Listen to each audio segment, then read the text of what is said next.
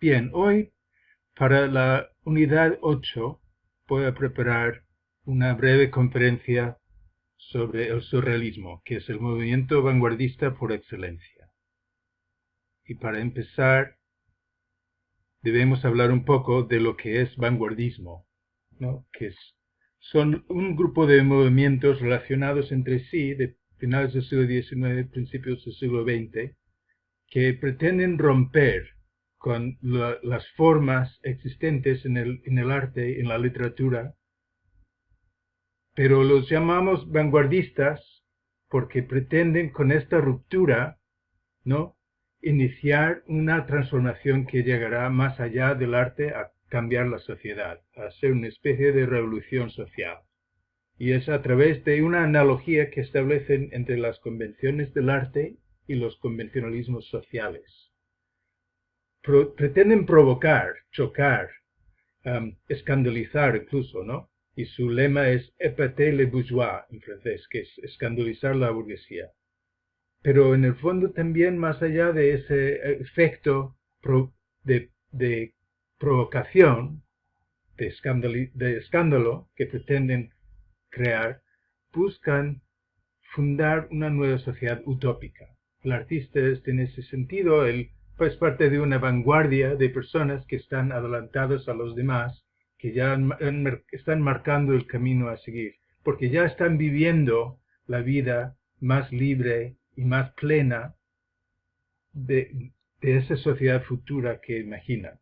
Y en ese sentido también representan al trabajador no enajenado, que es la excepción en una sociedad donde predomina, ¿verdad?, el capitalismo, el mercado laboral, que produce alienación, enajenación. Y el artista es la figura de la persona del futuro que no sufrirá esa alienación en el trabajo. Los dos primeros movimientos vanguardistas del siglo XX son el futurismo y el dadaísmo, que se dan más o menos a la vez. El futurismo en Rusia y también en Italia, y es un movimiento más, yo diría, optimista, porque están muy enamorados de la tecnología y del progreso, y tienen esa confianza, ¿no?, en el futuro. Y el dadaísmo es más, yo diría que es más nihilista. Rechazan cualquier programa coherente, rechazan incluso la idea de hacer obras de arte para meterlos en galerías y venderlos, o para meterlos en museos, y en ese sentido es un poco paradójico, porque ¿cómo son artistas si no quieren hacer obras de arte? Pues hacen eventos y todo tipo de cosas extrañas, y también reniegan de la idea del artista como una persona que controla todo lo que hace, y prefieren hacer las cosas un poco al azar, ¿no? Y tienen cierto espíritu de juego y un sentido de humor irónico. Y el dadaísmo se da más bien, surge en Suiza y también en París. En España, los vanguardismos siguen una secuencia que más o menos se puede describir como modernismo inspirado en Darío, ¿verdad?, con gente como Valle Inclán y otros. Y luego hay esta etapa de poesía pura representada por Juan Ramón Jiménez, o creacionismo, que es algo parecido. Eso se llama así por un poeta chileno, Vicente Huidobro, que influye mucho en España, sobre todo en un joven poeta que se llama Pedro Salinas. Después, todo esto desemboca en el grupo poético de 1927, que es un grupo que se junta en Sevilla, en el Ateneo de Sevilla, el 17 de diciembre de 1927, para celebrar el tercer centenario, o mejor dicho, conmemorar el tercer centenario de la muerte de Góngora.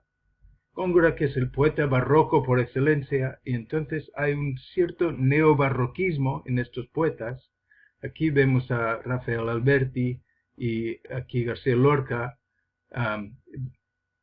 Este es Jorge Guillén. Bergamín, a quien Lorca dio el último manuscrito de Poeta en Nueva York. Damaso Alonso y Gerardo Diego. Y aquí está Vicente Alexandre y Luis Cernuda, que son dos poetas muy surrealistas, el surrealismo en ellos está muy marcado. No estuvieron presentes en esta conmemoración a Góngora, pero también se consideran miembros de este grupo poético. Ahora, el surrealismo propiamente dicho, el surrealismo es realmente la convergencia en el plano artístico, estético, literario de estas dos figuras, ¿no? Por una parte, Carlos Marx y toda la crítica del capitalismo y la producción para ¿verdad? Vender en el mercado y ganar un beneficio y maximizar la ganancia, ¿no? Y un mundo entonces concebido como buscando la mayor eficiencia posible. Y Marx critica esto y dice que produce enajenación del ser humano. Y los surrealistas luego interpretan que la represión sexual es parte también, la represión que representa toda la necesidad de vivir una vida socialmente aceptable, pues rebelarse contra esa represión del inconsciente, de lo irracional, lo asocian con la revolución contra el capitalismo. Y en ese sentido, por su celebración de lo irracional y su rebeldía contra el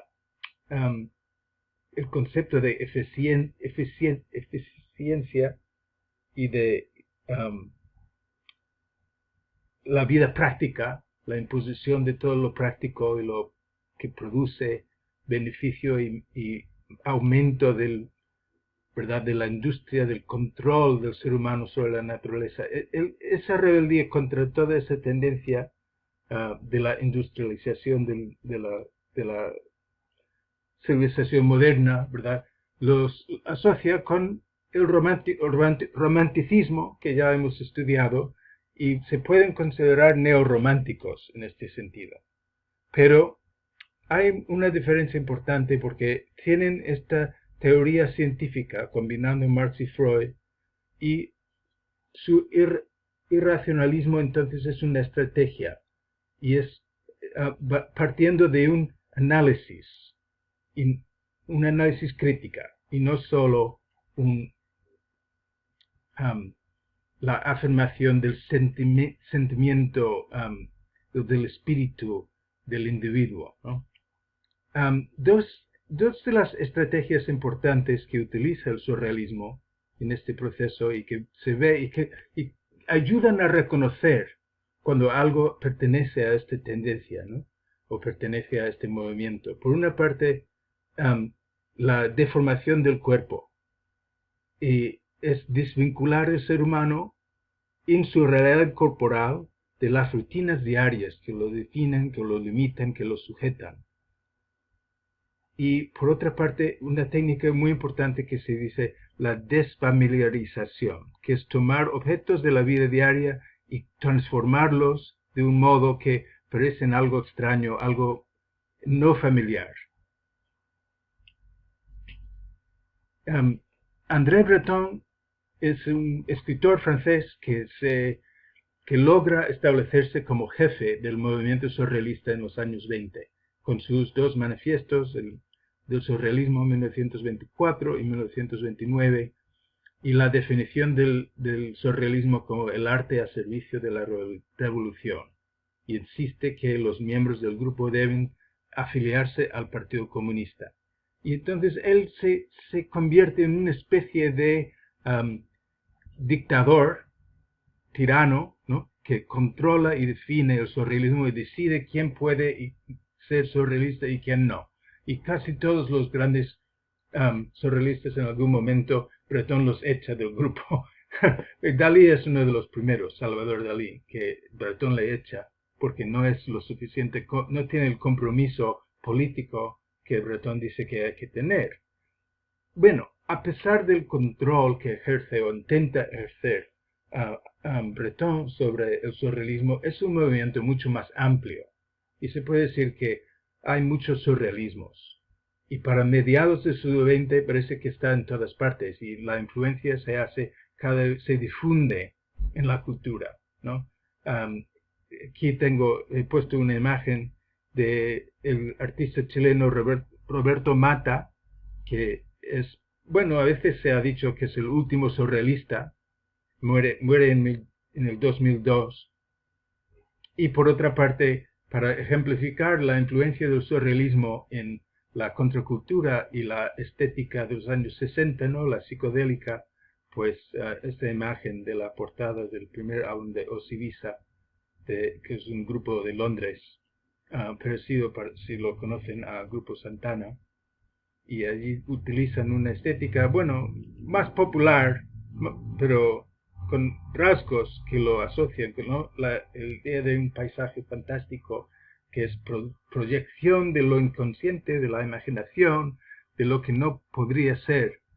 Claro, en un momento dado también está vinculado entonces con la ciencia ficción y toda una serie de cosas que nos llevarían más lejos. En Latinoamérica, en particular, se puede hablar, y hablaremos más adelante, después de Spring Break, de una cierta convergencia entre los vanguardismos, en particular el surrealismo, y el realismo mágico, o sea, la presencia de las culturas de África y la cultura indígena en las Américas, produce formas de expresión que se parecen al surrealismo mucho, pero tienen quizás una profundidad más auténtica. Y se llegará a criticar el surrealismo desde el realismo mágico. Alejo Carpentier, muy famosamente, dice, no, es que es muy forzado. Los surrealistas están intentando combinar las cosas de una manera sorprendente, más que racional, y nosotros todavía tenemos esta mezcla de culturas y lo hacemos espontáneamente, ¿no? Y tenemos, por ejemplo, el ejemplo de Wilfredo Lam, que se asocia muchas veces con el surrealismo, pero es un artista afrocubano que tiene elementos que van más allá de la cultura occidental. Y de allí la ruptura no es solo una ruptura de lo irracional, sino es también postcolonial, porque rechaza el dominio no solo de la razón, sino el eurocentrismo, incluso, ¿no? De la misma, del vanguardismo. Bien. Y para terminar, lo que quiero insistir un poco es la idea del surrealismo como un movimiento que no acaba, porque como el vínculo que establecen entre el análisis crítica y la inspiración guiada por una práctica de libertad, ese modelo ha sido inspiración para muchos artistas y sigue siéndolo. Y tenemos, por ejemplo, a David Lynch, que es un cineasta surrealista, diría yo, y dicen muchos, ¿no? Norteamericano, que sigue activo. Y por otra parte, Wangechi Mutu, que es una artista nacida en Kenia, pero ahora vive, según entiendo, en Brooklyn y trabaja aquí, y también su obra es muy influida por técnicas y temática que se puede reconocer que derivan del surrealismo, ¿no? La mezcla del humano y lo animal, las plantas, esos elementos que se sobreponen, esos mundos imaginarios donde lo que deseamos y lo que soñamos de nosotros mismos de algún modo parece que se puede hacer real. Y entonces el surrealismo yo creo que es una tradición viva.